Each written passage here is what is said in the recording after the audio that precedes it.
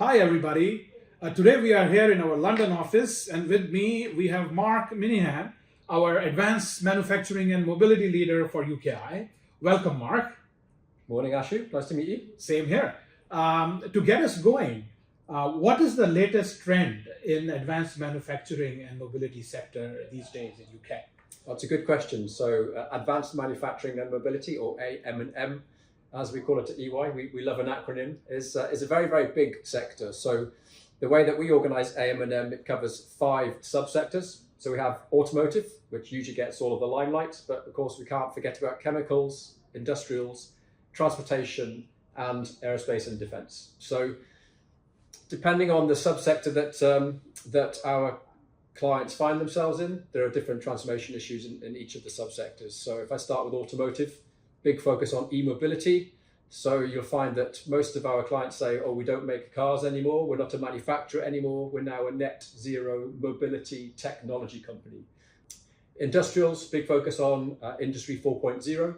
So there's a lot of digital in the supply chain, digital in manufacturing, digital in the customer experience. There's a lot going on from a digital and manufacturing perspective. Supply chain, lots going on from a supply chain perspective. Obviously, COVID is affecting the supply chain, particularly the semiconductor crisis, which is affecting many of our clients. And we still have Brexit, which is still a legacy issue in the UK, which is causing lots of pain. Then I would say most businesses are looking at their business model, certainly thinking about the whole customer experience. So we're having lots of conversations with clients about Web 3.0, the Metaverse. So lots of our clients are now very, very present online in Meta, and we find that quite a lot of our clients aren't quite up to date with some of the issues that's creating. As I hear that, as a tax professional, right, I get so excited because it's far from what I did in past, the trends for future. So your view on a role that a tax professional can play in each one of this, and EY's place helping our clients be successful. Well, I think it's a great time to be a tax director in advanced manufacturing and mobility. It's not an easy time, so I think there's a couple of things going on. One is transformation within the tax function itself.